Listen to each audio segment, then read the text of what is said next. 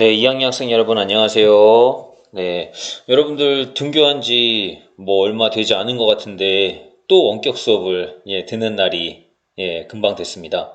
뭐 시험들은 잘 봤는지 모르겠습니다. 네, 뭐 시험 공부를 열심히 하셨다면 좋은 결과가 있었을 건데요. 혹시나 실수 같은 것들 때문에 결과가 좀 안 좋았던 친구들, 이런 친구들도 너무 크게 실망하지는 말고요. 우리가 항상 사람은 살면서 조금 본인이 노력한 거에 비해서 손해본다는 느낌? 실수했다는 느낌?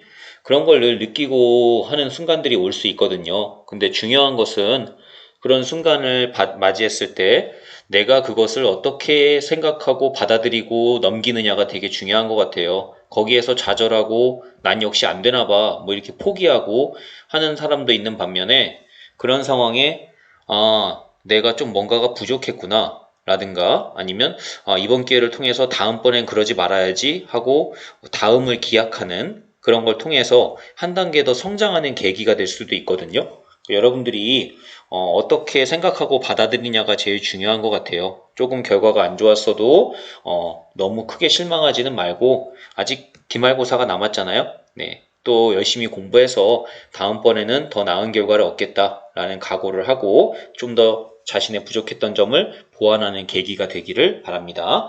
자, 그러면 수업을 한번 나가보도록 할게요. 여러분들 수업은 교과서 76쪽입니다. 자, 이번에는 서유미 씨의 스노우맨이라고 하는 작품에 대해서 한번 공부를 해보도록 할 건데요.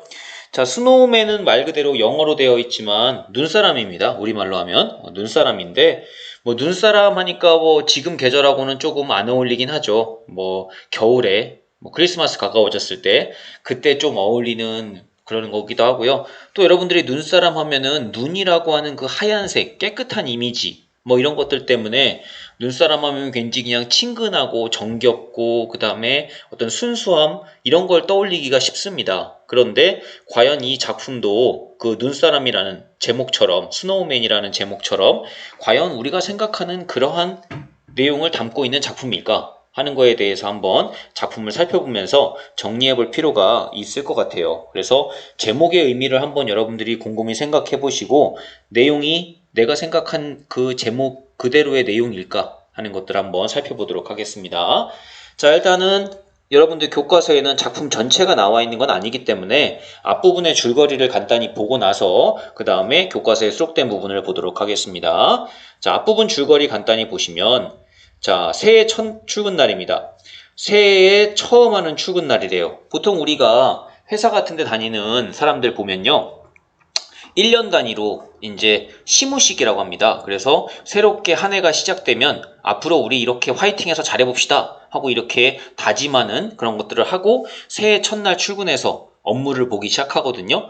그래서 여기에 나오는 사람도 새해 처음 출근 날이래요. 그러니까 뭔가 직장을 다니는 사람이겠죠.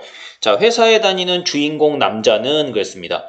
자, 회사에 다니는 주인공 남자는 그랬어요. 남자는.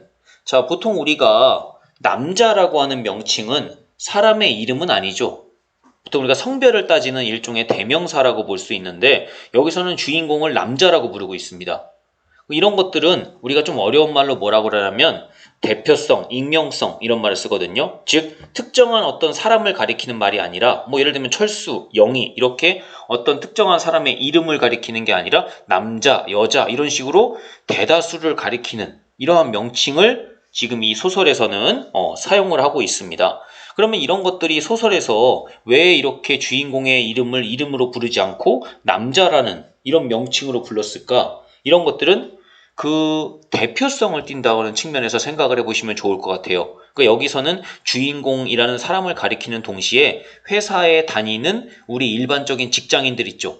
그 일반적인 직장인들 전체를 다 가리키는 그런 명칭으로도 사용할 수 있다라는 의미에서 남자를 여기다 언급했다라고 보시면 될 것 같아요. 그러니까 바꿔 말하면 이 소설에 나오는 주인공은 한 명의 개인인 동시에 직장에 다니는 사람 전체를 가리키는 대표성을 갖기도 한다라고 이해하시면 될 것 같습니다. 물론 여기서 이제 꼭 남자여야만 하는가? 여자면 안 되는 거냐? 뭐 이런 얘기를 할 수도 있겠지만 어쨌든 이 소설은 남자를 얘기를 하고 있습니다. 자, 주인공 남자는 밤새 내린 눈이 허리를 넘어설 만큼 쌓여 출근할 수 없게 된다. 자, 지금 일단은 상황이 굉장히 좀 위급한 상황이네요. 자, 눈이 허리를 넘어설 만큼 쌓였대요. 밤새 눈이 내려서 눈이 허리를 넘어설 만큼. 자, 우리가 굉장히 눈이 많이 쌓였다라고 생각할 수 있겠지만 여러분도 아시겠지만 일반적인 도심지 안에서 눈이 허리를 넘을 만큼 내리는 경우는 없죠. 그 정도로 내리는 경우는 없습니다. 그러니까 이거는 상황을 좀 다소 과장되게 표현했다라고 볼 수가 있는데요. 상황이 좀 과장되게 표현되긴 했지만 어쨌든 간에 출근하기 굉장히 힘겨운 상황이다 라고 하는 거를 이렇게 상황을 과장해서 좀 표현하고 있다라고 볼 수 있을 것 같아요. 그럼 여러분들 생각해 보시면 알겠지만 직장에 출근해야 되는 사람의 입장에서 상황이 이래서 어쨌든 간에 출근을 못하는 거지만 그래도 출근을 못하게 되면 굉장히 좀 불안할 겁니다. 왜냐하면 직장이라는 곳은 어쨌든 간에 나에게 월급을 주는 곳이고 내가 월급을 받아야 사회생활을 할 수가 있는데 내 생활을 영위할 수가 있는데 내가 돈을 못 벌면 즉 바꿔 말하면 이 직장을 다니지 못하게 되면 문제가 발생하겠죠. 근데 지금 어쨌든 눈 때문에 못 가는 상황이란 말이에요. 하지만 회사 입장에서는 이 사람이 와서 일하지 않으면 필요 없다고 자를 수도 있겠죠. 그러니까 이 남자의 입장에서는 눈이 와서 못 가는 상황이긴 하지만 그래도 회사를 못 가는 게 마냥 행복하지만은 않습니다. 초조하죠. 왜냐하면 가서 내가 뭔가 이 회사에 쓸모 있는 사람이다 라는 걸 계속 보여줘야 돈을 벌 수 있으니까. 근데 못 가고 있으니까. 그래서 초조합니다. 초조함에 그냥 하루를 보냈어요. 그리고 남자는 결국 회사에 출근하기로 결심합니다. 그래서 눈을 파헤치면서 회사로 향합니다. 자, 그렇지만 아시겠지만 너무 금세 지쳐버려요. 가고 있지만. 너무 힘든 거죠. 생각해보세요. 여러분들이 상상해보세요. 허리까지 넘어설 만큼 눈이 쌓였는데 그거를 막 헤치면서 삽으로 파면서 회사로 가고 있는 거예요. 처음에는 뭐 열심히 파고 할 수 있겠지만 어느 정도 가다 보면 체력이 딸려서 못 가겠죠. 그죠? 지치는 겁니다. 근데 왜 이렇게 출근을 하려고 노력을 하느냐? 이것 때문이죠. 상사의 압박 때문입니다. 회사에 나의 윗사람, 상사는 너 왜 회사에 출근 안 하냐? 빨리 출근해라 라고 압박을 하는 거예요. 굉장히 좀 이게 사회적으로 스트레스죠. 여러분이 한번 생각을 해보세요. 여러분들이 어디 취업을 했는데 내가 지금 밖에 보니까 날씨가 너무 안 좋아서 못 갈 상황인데 근데 자꾸 거기서는 왜 안 오냐? 빨리 와라. 너 안 오면 자른다. 자꾸 이렇게 얘기합니다. 그럼 여러분들은 날씨가 아무리 안 좋아도 출근을 하려고 어떻게든 시도를 하겠죠. 지금 여기 나오는 남자도 마찬가지입니다. 어쩔 수 없이 출근을 하려고 하는 거예요. 자, 그렇게 해서 출근하려고 하는데 그나마 내가 마음의 위안을 느끼는 건 뭐냐? 이 회사의 우수한 사원인 유델이라는 사람이 있습니다. 이 사람 역시 출근하지를 않았어요. 이 사람도. 자, 그러니까 좀 마음의 안심이 조금 생깁니다. 나 우수하다고 인정받는 사원도 출근을 못할 정도면 나도 좀 출근 못해도 괜찮겠지 하는 생각을 하면서 그 유대리한테 전화를 해봤습니다. 그랬는데 전화를 안 받아요. 자, 지금 이런 상황입니다. 자, 잠시 좀 안 좋아할 수는 있겠지만 어쨌든 간에 근데 여기 이제 앞부분 줄거리에 조금 이제 안 나온 부분들이긴 하지만 이 유델이라는 사람이 있죠. 이 유델이라는 사람은 어떤 사람이냐면요. 회사에서 초고속으로 승진을 막 했던 사람입니다. 그래가지고 앞으로 이제 대리에서 과장으로 승진이 유력한 그런 사람이고요. 회사에서의 평판도 괜찮고 그 다음에 마치 컴퓨터처럼 정확하게 이렇게 움직이는 그런 사람입니다. 그래가지고 굉장히 좀 인정받는 회사에서는 그런 사람인데 그런 사람도 출근 못했다는 얘기를 들으니까 남자 입장에서는 그래도 조금 안심이 되긴 했던 거죠. 자, 그러면서 어쨌든 간에 출근을 해보려고 시도를 하고 있는 상황입니다. 자, 그럼 교과서에 나오는 본문 부분 한번 보도록 할게요. 자, 빨리 안 오고 뭐해? 과장의 문자가 도착했다. 즉 보세요. 여기 과장의 문자 내용이죠. 빨리 안 오고 뭐하냐. 즉 바꿔 말하면 상사의 압박이 계속 지속되고 있습니다. 윗사람들은 너 회사 오라고 계속 얘기를 하고 있는 거예요. 이러니까 출근을 안 할 수가 없는 거죠. 자, 어느새 2시였습니다. 남자는 삽을 쥐고 기계적으로 움직입니다. 자, 어쨌든 간에 출근하려는 남자의 노력이죠. 그죠? 계속 눈을 파헤치면서 앞으로 가는 겁니다. 자, 그런데 눈을 치우는 속도가 빨라질 만큼 지치는 속도도 빨라집니다. 당연하죠.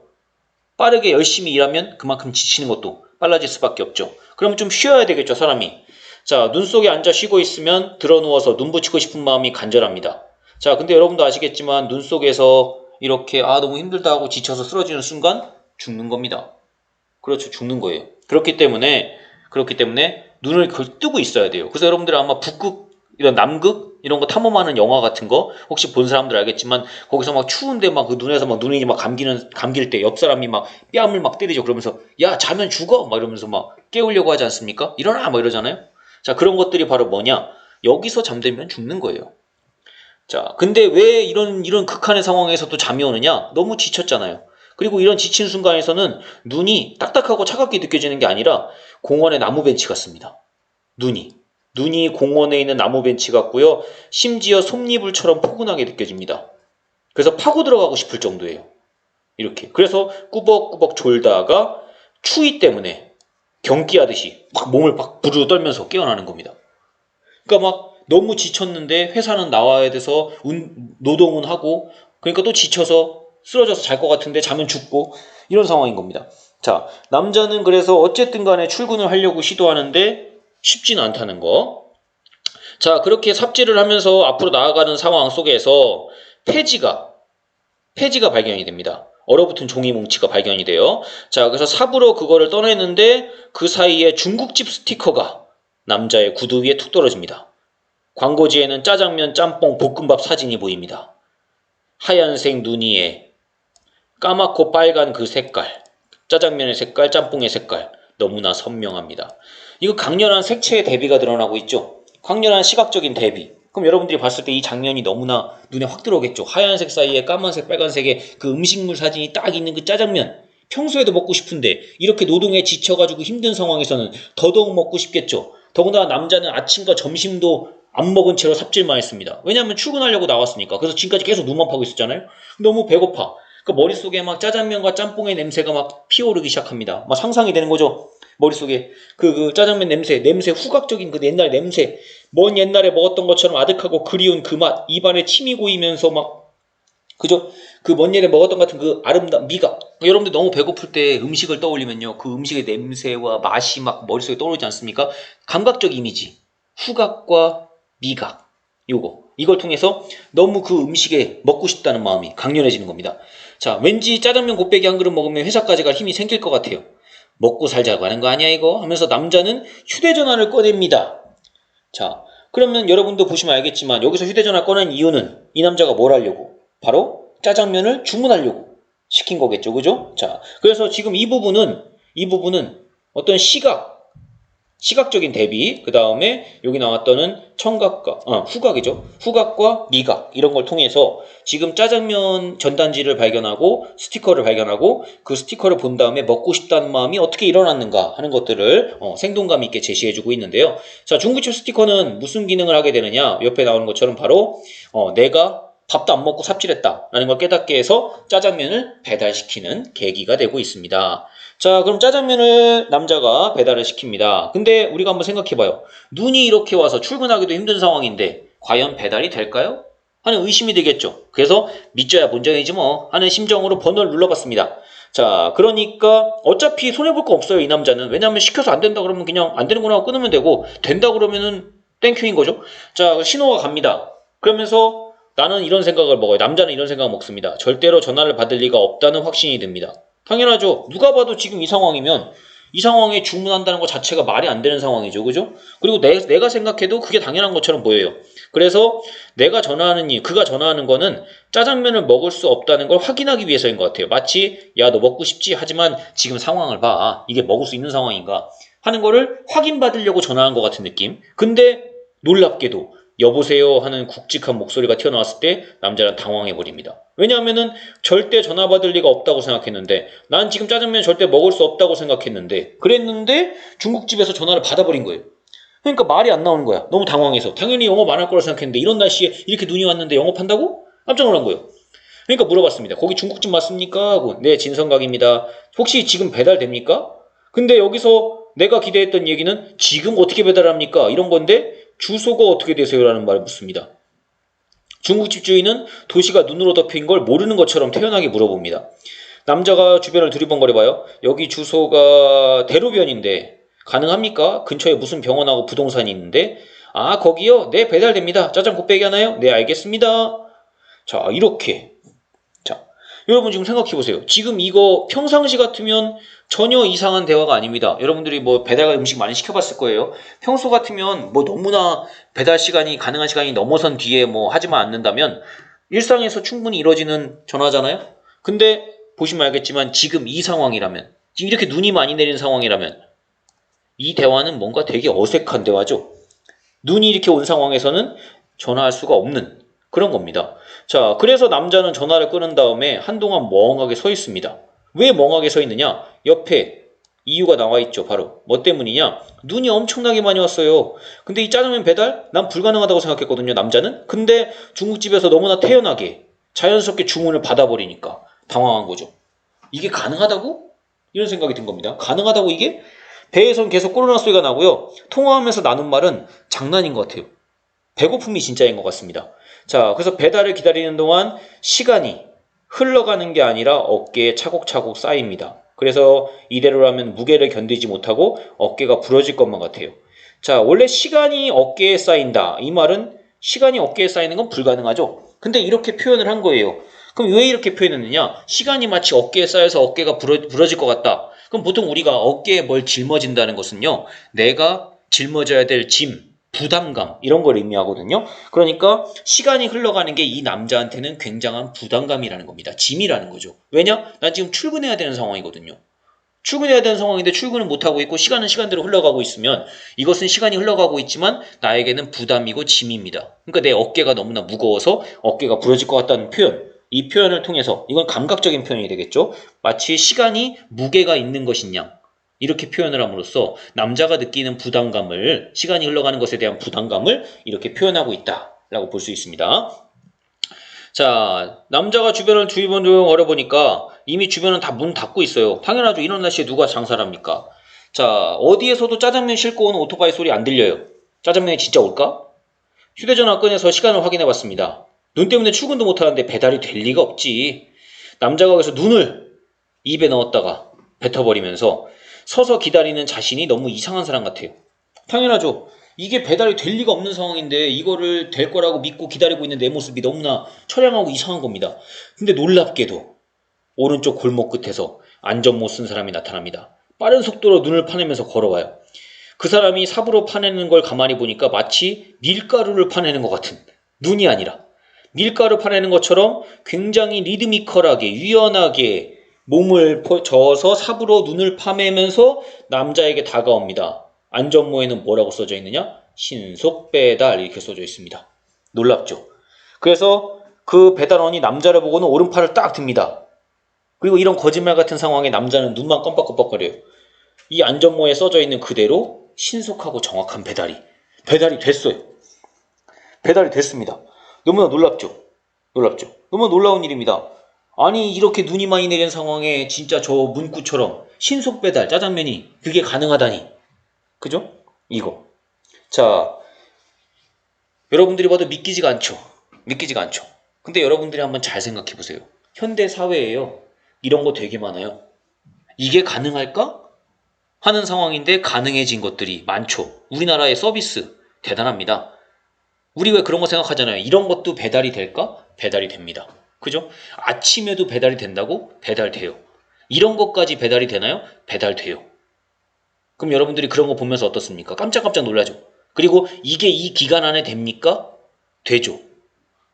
자, 이게 우리 현대사회의 속성입니다. 이 신속배달이라는 용어 속에는 뭐가 드러나 있냐면요. 바로 이거예요. 불가능한 상황인데 그 불가능을 뭐하게 하는, 신속하고 정확하게 가능하게 하는 상황. 이게 바로 우리 현대사회가 가지고 있는 속성입니다. 우리 현대사회는 이런 속성을 지니고 있어요. 불가능해 보이는데 그것을 신속하게 처리하는 것을 요구받는, 그래서 그걸 해내야 하는, 이것이 현대사회가 지니고 있는 속성입니다. 그것을 보여주는 용어가 바로 여기 중국집 짜장 배달, 신속 배달이라고 하는 용어입니다. 여러분들이 보시면 알겠지만 이것이 바로 현대사회가 가지고 있는 어떻게 보면 문제점이죠. 이런 것들이. 왜냐하면 지금 이 상황에서는 엄밀히 말하면 안 되는 게 정상이거든요. 근데 그걸 가능하도록 만들어야 하는 이런 현대사회가 지니고 있는 단점, 이런 것들이 여기 드러나고 있습니다. 자, 다음 넘어가 보도록 할게요. 자, 철가방을 내려놓고 안전모를 벗은 배달원은 뜻밖에도 머리가 희끗희끗한 중년이었습니다. 왜냐하면 이 정도 상황에 이런 배달을 할 정도면 누가 봐도 좀 젊은 사람이어야 체력적으로 좀 문제가 없을 것처럼 생각을 했는데, 근데 이런 길을 뚫고 온 사람이 나이가 있으신 분입니다. 나이가 있으신 분이에요. 이런 나이가 있으신 분도 바꿔 말하면 현대사회에서 뭔가 먹고 살려면 이런 노력을 해야 된다는 것을 보여주기도 하죠. 자, 먹고 그릇은 그냥 버리시면 됩니다. 대단하시네요. 이런 날까지 배달하시고. 이 말이죠, 이 말. 눈이 와도 먹고는 살아야죠. 이게 중요한 키포인트죠. 이게 현대사회의 속성입니다. 현대사회에서는요, 먹고 사는 문제, 생존의 문제가 엄청나게 중요한 문제입니다. 그럼 생존하려면, 먹고 살려면 돈이 필요하고요. 돈 벌 수 있는 행동이라면 아무리 위험하고 힘든 불가능한 상황이어도 해내야 됩니다. 이게 현대인들의 속성입니다.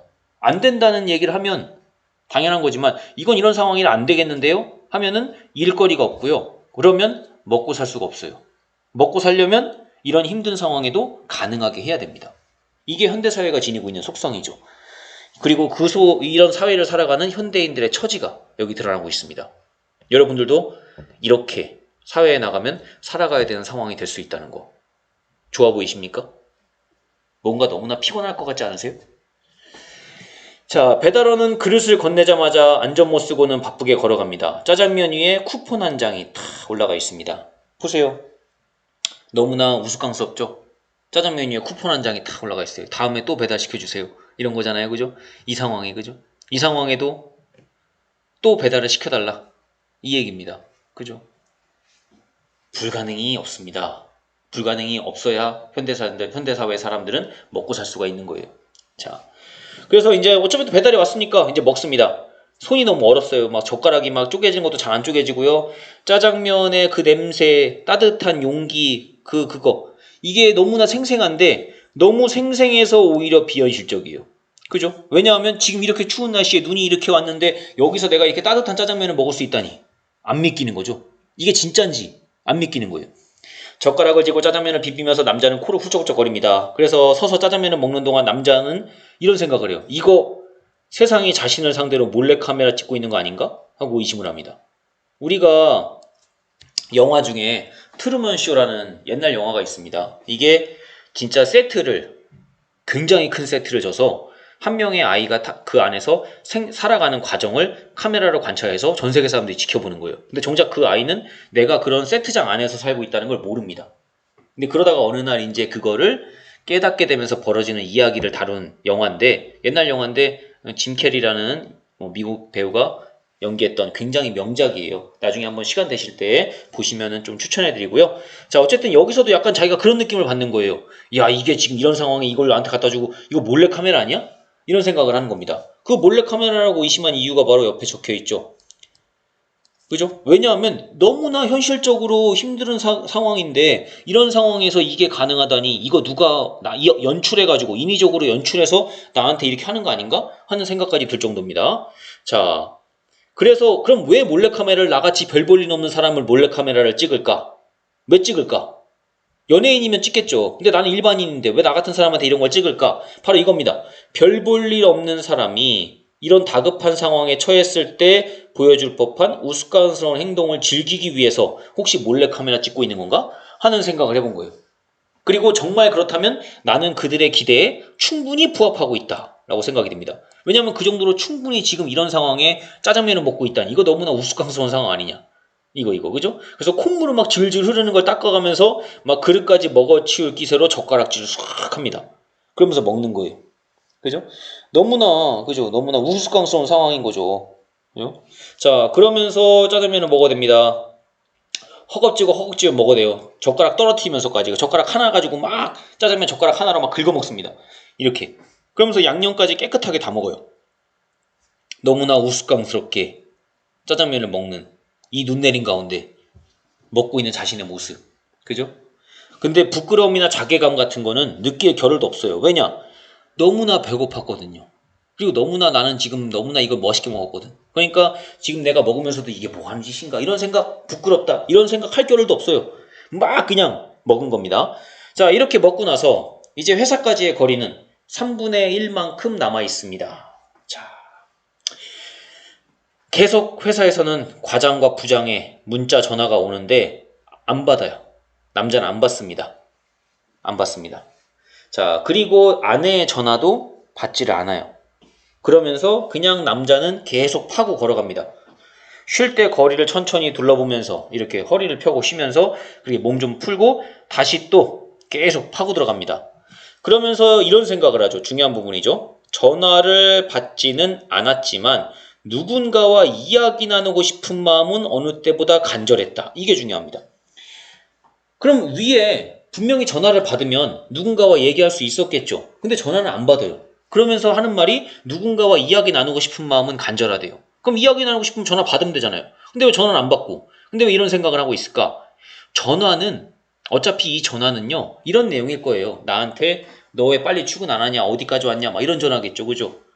그러니까 나를 어떤 일하는 노동자로 부하 직원으로 빨리 출근을 독촉하는 이런 전화일 겁니다. 그죠? 근데 지금 여기서 이 남자가 누군가와 이야기 나누고 싶다 할 때 이때 이 마음은요. 그런 대화가 아니라 진정으로 소통할 수 있는 뭔가 인간적인 따뜻함을 느낄 수 있는 그런 대화를 나누고 싶었던 거죠. 근데 그런 대화는 지금 위에서 오는 이런 전화로는 가능하지가 않다는 겁니다. 가능하지가 않다는 거예요. 그러니까 이게 아닌 누군가 나와 진정한 소통을 나눌 수 있는 그런 사람의 이야기를 나누고 싶다는 마음. 그런 걸 느낀 거죠. 너무나 나는 혼자라는 느낌, 고립감 이런 걸 들고 있는 거예요. 자, 그러면서 맞은편에 불 꺼진 편의점이 있는데 편의점 보니까 따뜻한 캔커피가 마시고 싶어요. 그러면서 얼마 전까지는 일상이었던 것들이 지금은 손에 닿지 않는 저 눈 밑에 파묻혀 있는 느낌. 그죠? 이런 것들, 이런 느낌. 뭐 이런 것들은 여러분들이 요즘과 같은 코로나 사태에서도 조금씩 느끼고 있죠. 자연스러웠던 것들이 어느 순간부터 힘든 상황이 돼버리는 일상이 아닌 것이 돼버리는 이런 느낌. 그죠? 여기서도 어쨌든 뭐 코로나 같은 질병 상황은 아니지만 눈이 내린 상황을 통해서 내가 뭔가 평소에 자연스럽게 했던 것들이 가능하지 않는 상황을 얘기하고 있습니다. 자, 그러면서 뭔가 따뜻함을 느끼고 싶은 따뜻함, 그죠? 이야기 나누고 싶고 뭔가 그 따뜻함을 느끼고 싶은 이런 소망이 지금 남자에게는 있는 걸 확인할 수가 있죠. 뭔가 따스함을 느끼고 싶은 거예요. 이 추위 속에서 따뜻함을 느낄 수 있는 그런 소통, 인간적인 소통 이런 걸 한번 해보고 싶다는 거죠. 자, 그러면서 편의점 앞에 보니까 남자의 키만한 눈사람이 서 있습니다. 자, 제목이 나왔죠. 스노우맨, 눈사람. 동그란 눈, 웃는 입 모양을 한 눈사람. 웃는 입 모양을 한 눈사람. 지금 처지하고는 뭔가 좀 어울리지가 않죠. 지금 남자가 처해 있는 상황은 굉장히 좀 힘겨운 상황인데 눈사람은 웃는 입모양을 하고 있습니다. 그 웃는 얼굴을 보고 남자는 멈춰섭니다. 멈춰서요. 이 눈은요, 남자에게는 재앙입니다. 그리고 눈 때문에 지금 일상이 다 무너진 상황입니다. 근데 그런 상황에서 그 눈으로 만든 웃는 얼굴의 눈사람은 이게 무슨 아이러니한 상황인가? 왠지 농담 같은 느낌이 있는 거예요. 그 눈 때문에 지금 이런 일을 겪고 있는데 그 눈으로 만든 눈사람이 웃고 있어요. 그죠? 그래서 남자는 자기도 모르게 그 입의 모양을 흉내내 봤습니다. 남자도 뭔가 웃어보고 싶은 거죠. 그죠? 웃어보고 싶어요. 웃어보고 싶은데 웃으려고 하니까 여러분 아시만 그 추위 속에서 입술이 얼어붙었던 거예요. 그랬다가 갑자기 웃으려고 입술을 이렇게 벌리니까 그 사이가 찢어지면서 피가 새어나옵니다. 그죠? 피가 새어나와요. 자, 이 부분이 굉장히 좀 의미심장한 부분인데요. 남자는 굉장히 지금 힘겨운 상황입니다. 어쨌든 벌어먹고 살아야 되는 것 때문에 이 힘든 상황에서도 출근이라는 걸 하려고 하고 있지 않습니까? 그래서 너무나 힘든 상황인데 그 힘든 상황에도 한번 웃어보려고 한 거예요. 그럼 이때 웃음은 진실된 웃음일까요? 아니겠죠. 억지 웃음이겠죠. 억지 웃음입니다. 그리고 이게 바로 현대인들이에요. 현대를 살아가는 많은 사람들이요. 너무나 삶이 피곤합니다. 근데 그 피곤한 와중에도 억지로 웃으며 살아가는 거예요. 이게 현대인들이 지니고 있는 어떤 현대인들의 모습. 진정한 웃음을 지을 수 없는 너무나 피곤한 삶을 살아가고 있는데 거기에서 억지로 이렇게 웃음을 지으면서 이렇게 살아가려고 하는 현대인들. 결과적으로 힘든데 억지로 웃음을 지으려고 하니까 여기 피가 나온 것처럼 현대인들도 고통과 상처가 있을 수밖에 없는 거죠. 웃으려고 하지만 그 웃음이 진실된 웃음이 아니니, 그죠? 웃음이 아닌. 웃는 게 아니야라는 옛날 이제 그 리쌍이라는 가수의 노래가 있었는데 그것처럼 웃는 게 웃는 게 아닌, 웃고 있지만 억지 웃음에 그 안에는 이제 고통과 상처가 녹아 들어가 있는 그런 느낌인 거죠. 그죠? 자, 이게 바로 이제 현대인들의 어떤 슬픔, 이런 것들을 좀 드러내고요. 자, 보시면 알겠지만 이 눈사람은 그럼 어떤 역할을 하고 있는가? 이 남자의 모습을 이 눈사람의 모습과 빗대어 표현함으로써 바로 뭐냐? 현대인들이 얼마나 피곤한 생활 속에서 그런 극심하게 힘겨운 상황 속에서 힘들게 살아가고 있는가, 그러면서 억지로 웃음 짓고 있는가 하는 것들을 보여주는 존재가 된다는 거죠. 바로 이 눈사람은 그렇게 힘들게 살아가는 현대인들, 그러면서도 억지로 웃음을 짓고 살아가는 그런 현대인들의 모습을 보여주는 그러한 역할을 한다라고 볼 수가 있겠죠, 눈사람. 자, 그러면서 계속 이 남자는 계속 속도를 내고 삽질을 합니다. 그러다가 삽 끝에 뭐가 또 걸려요. 시간은 급하고 마음도 급한데 막 발로 막 이렇게 삽을 눌러봐도 삽이 더 이상 들어가질 않습니다. 그래서 주변을 이렇게 들어가는, 삽이 들어가는 그 부분으로 쭉 삽질을 해봐요. 자, 그래서 삽질을 해보니까 너무나 뭔가 이렇게 덩어리가 커요. 그 땅에 묻혀있는 게 덩어리가 커서 잘 파지지가 않습니다. 그래서 방향을 옆으로 틀었어요. 그래가지고 계속 파나가고 있는데 어디선가 음악 소리가 들립니다. 가느다란 목소리의 여자가 부르는 곡인데 멜로디가 익숙합니다. 그래서 소리를 한번 귀를 기울여 봤어요. 자, 처음 듣는 그런 음악인데 주머니 속에서 휴대전화 진동이 울리지만 남자는 무시해버리고 그 음악 소리가 멈추니까 다시 눈을 파냅니다. 근데 다시 또 울려요. 계속 눈을 파니까 소리가 점점점 커집니다. 그래서 남자는 이제는 길이 아니라 그 소리가 들려오는 곳을 향해서 삽질하기 시작합니다. 그래서 손으로 막 눈을 파내고 막 그러니까 소리의 진원지를 찾았습니다. 그것은 눈 속에 파묻힌 누군가의 휴대전화입니다. 공교롭게도 빳빳하게 언 양복바지 안에 들어가 있습니다. 자, 여기서 우리가 생각해 볼 게 있죠. 누군가의 휴대전화가 양복바지 안에 들어가 있습니다. 도대체 이 눈 속에 양복바지가 왜 있을까? 얼어붙은 양복바지가 왜 있을까? 누구의 휴대전화일까? 하는 이런 궁금증이 생기겠죠.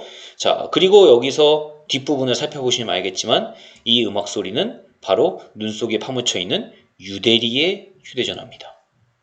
유대리의 휴대전화예요. 유대리. 자, 그 뒷부분에 보시면 알겠지만 남자가 삽과 손으로 눈을 파내보니 눈 속에서 검은색 구두, 발, 양복 바지가 차례로 모습을 드러내면서 조심스럽게 눈을 파헤쳐 보니까 입김이 나오는데도 계속 파헤쳐 보니까 양복 차림의 사람이 화석처럼 묻혀 있습니다. 주름이 그대로 간직한 채 얼어붙어 있고, 그죠? 실크 넥타이, 검붉은색의 실크 넥타이는 마치 오래전에 흘린 피처럼 굳어 있습니다. 자, 굉장히 오랜 시간 동안 이 남자가 눈 속에 파묻혀 있는 게 보이죠? 그죠? 전체적으로 몸을 둥글게 말고 있는 모습이지만 상반신은 아직도 눈 속에 파묻혀 있는, 그래서 그가 쓰러진 뒤에도 눈이 계속 내렸다는 걸 알 수 있는, 그러니까 굉장히 오랜 시간 동안 이 눈 속에 파묻혀 있던 어떤 사람이, 남자가 모습을 드러내죠. 그리고 이 남자가 바로 누구냐? 아까 선생님이 얘기했던 것처럼 유대리입니다. 그러니까 유대리가 전화를 아까 남자가 했을 때 안 받았다고 얘기했잖아요. 이 유대리는 이미 훨씬 전에 회사에 출근하려고 출발을 했던 거예요.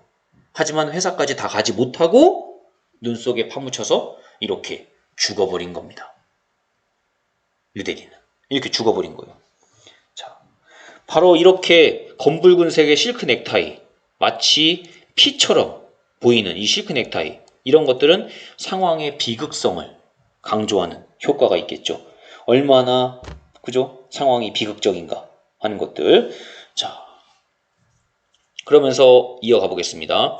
해가 점점 기울고 있어요. 어둠이 다가오고 있다는 얘기죠. 시간의 경과가 되고 있습니다. 몸도 추워지고 있고 남자는 땀범벅인 얼굴로 눈을 치워보니 마치 유물을 발굴하는 고고학자처럼 손이 떨립니다. 그래서 점점 눈을 쓸어내니까 얼굴이 드러납니다.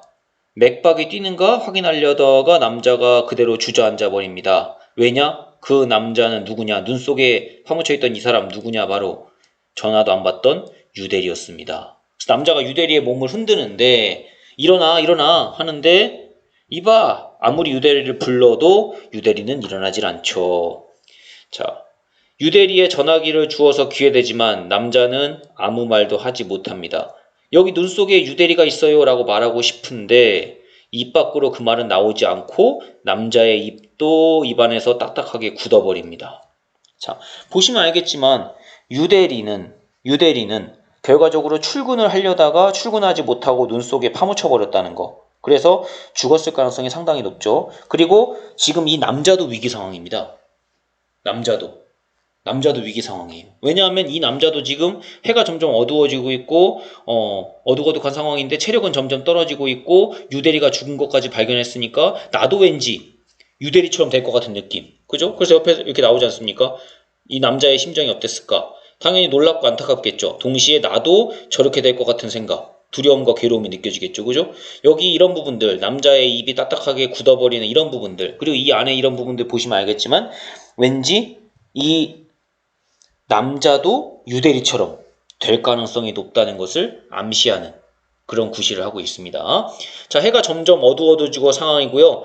1시간만 더 가면 회사에 도착할 것 같은데 하면서 회사 쪽을 보고 내가 파고 왔던 길을 봅니다. 근데 앞으로 가기에도 다시 돌아가기에도 만만치 않은 거리입니다.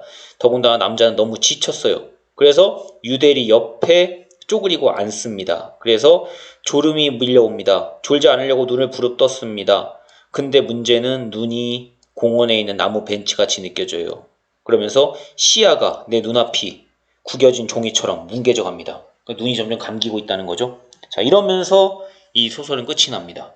우리가 이렇게 소설의 끝이 어떤 결말인지 명확하지가 않고요. 좀 열린 결말이죠.